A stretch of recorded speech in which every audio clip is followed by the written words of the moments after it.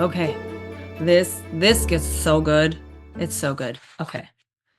We got to understand when it comes to fatigue, why spike proteins, this persistent spike protein and viral persistence is causing us fatigue. Whether you're vaxxed, not vaxxed, you are getting persistent spike proteins. And if you've had COVID, the coronavirus can be persistent, which is not cool. And it's well talked about. Dr. Patrick um, Yin Wu, who was interviewed by Tucker Carlson, went into the details of this persistence and how it silences natural killer cells and T cells. And we'll go through that in a minute. It was a full on hour and 40 minutes of him basically saying, we've royally screwed up and we're doing this all wrong when it comes to the current state of most people's health. Now, we relate this back to chronic fatigue because this is the mechanism in which, more or less, the spike protein can create persistent issues. Okay, so spike proteins, what are they? They are basically found on their signature proteins. They're found from SARS-CoV-2 that they will bind and enter the human cell via the ACE2 receptor site, though. So the ACE2 receptor site, they will bind to, particularly in the lungs, the vascular system, the heart, and the brain. So they have an affinity for places that we need to help produce energy, right? Air in, thinking, beats, oxygen consumption.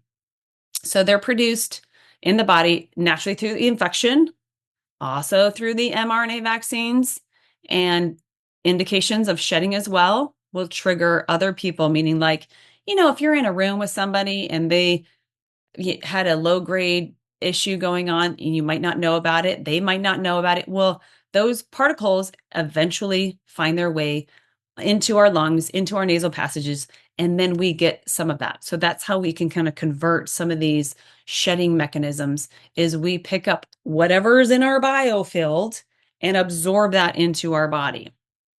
If our immune system is good and not downregulated, it will handle it fine. But if it's not because we've had persistent spike protein and coronavirus or COVID before, then that will create this chronic condition going on in the body, which could translate definitely to fatigue.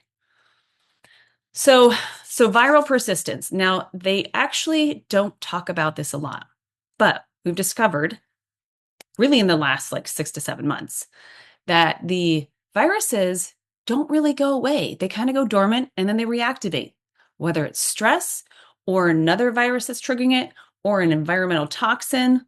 We're still kind of learning on that, but we know that there's this persistent issue. So neutrophils, let's talk about these. And why does this relate to fatigue? Follow me here. So the spike proteins will cause an overactivation of neutrophils. And I'll show you some pictures of what these look like so you can kind of get an idea. You're not like, what the heck is she talking about? They're an innate part of your immune system, and it will release these oxidative bursts with these inflammatory compounds called meloperoxidases.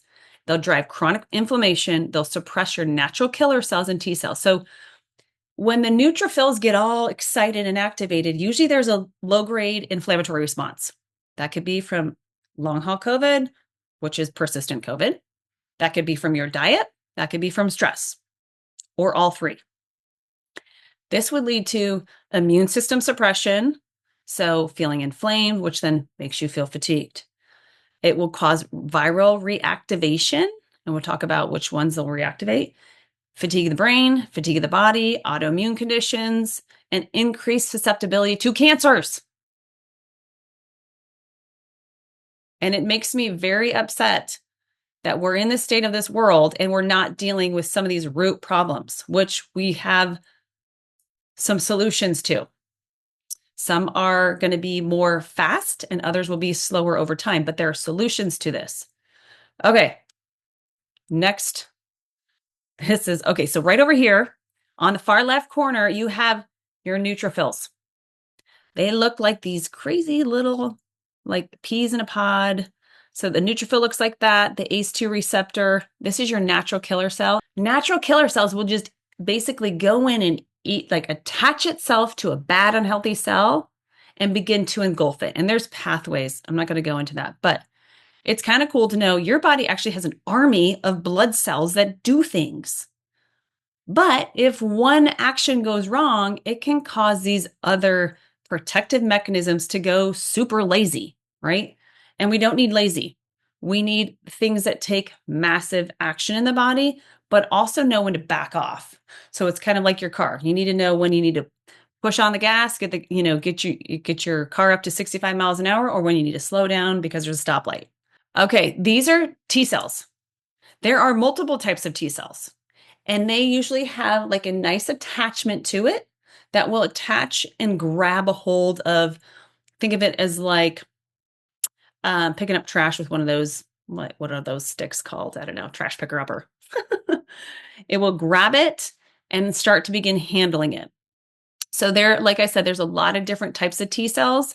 You don't need to go into all of them, but you get an understanding that when the body is in an inflammatory state because of too many neutrophils, it will cause a suppression of your natural killer cells in your T cells, which fight off infections or growths, parasites, bacteria, mold, so forth. So these are really important for our body to be functioning. I should say those cells need to be functioning at optimal speed in our day and age. So the question will be, how do we get them to function?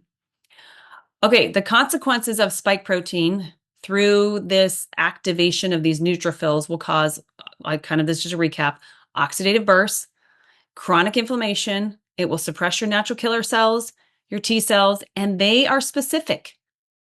They will kill off pathogens, and they will also handle cancers. So if they're not activated and your T cells aren't activated, your natural killer cells aren't activated, you can get these growths in the body, whether you're healthy or not healthy, which is the crazy part in this day and age.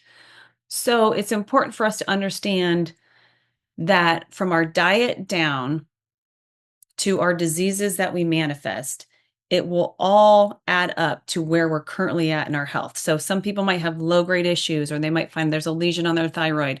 Well, that's because from the top issue, which would be persistent spike proteins in an inflammatory condition like stress, bad diet, these things are not working. They've gone lazy.